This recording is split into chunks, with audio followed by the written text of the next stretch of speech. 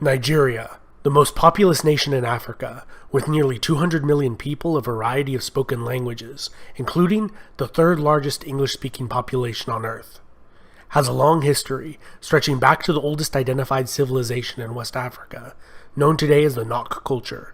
They were master sculptors in a variety of materials, ranging from terracotta to bronze.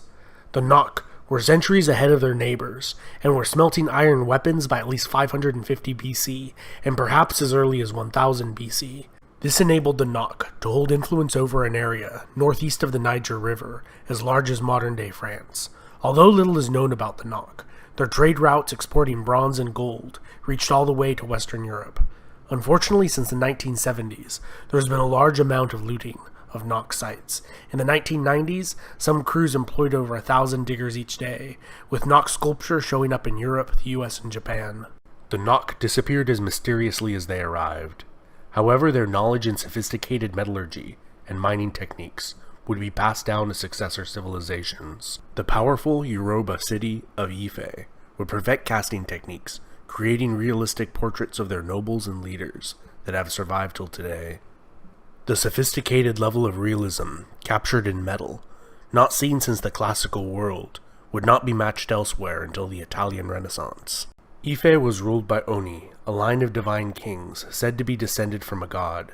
The last prince of the Yoruba city of Ife would found the Oyo kingdom that reached its height around 1400 and maintained long-distance trading routes, protected by the kingdom's formidable cavalry force. To the southwest, the Edo people of the Empire of Benin would also learn metallurgy techniques from the Ife, and constructed one of the most impressive feats of engineering and the largest earthenware structure ever erected, the Walls of Benin, which enclosed an area of over 2,500 square miles. In all, over 9,000 miles of walls comprise this megastructure. Combined with their formidable military, it is no wonder why the Kingdom of Benin was incredibly stable and prosperous over such a long period of time. To the north of Edo, according to legend, was a kingdom ruled over by a line of female queens, one of whom married an adventuring hero from Baghdad in modern-day Iraq. Their sons would rule over a collection of powerful city-states. Over the centuries, Hausaland would unite for short periods of time. However, squabbling and intrigue was the norm. Throughout this period, they maintained amicable relations with the Mali Empire, their economic competitor to the northwest, where many Islamic clerics migrated from to join the courts of the Islamic urban elite of the Hausa kingdoms. The Igbo kingdom of Nri was ruled by a priest king, and expanded its territory through sending converts to spread their faith in surrounding cities and towns.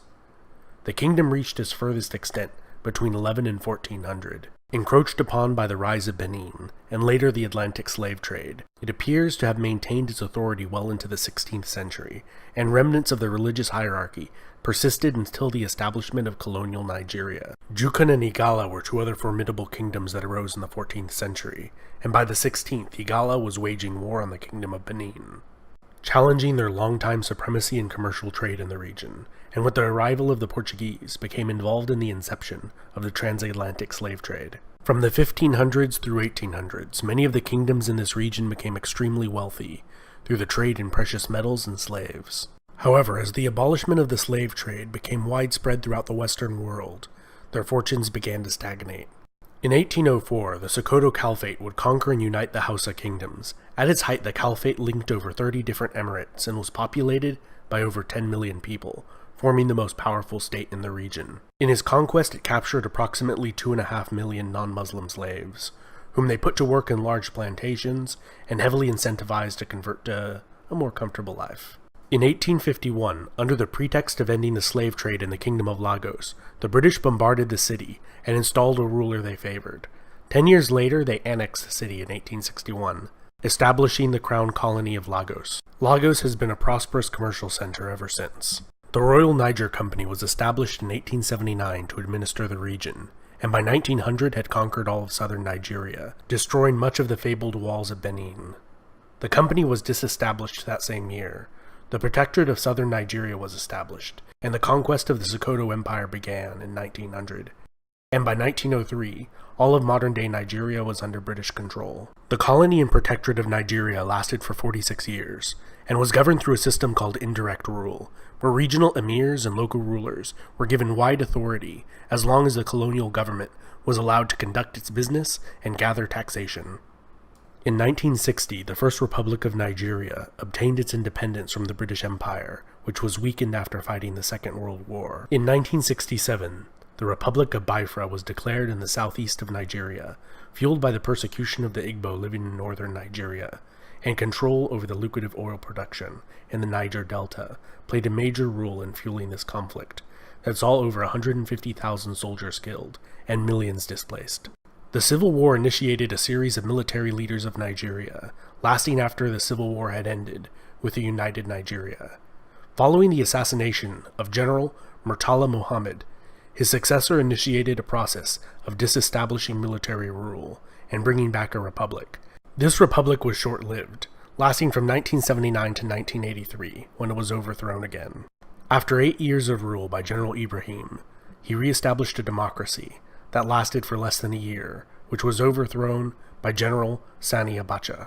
Abacha died mysteriously and was buried without an autopsy.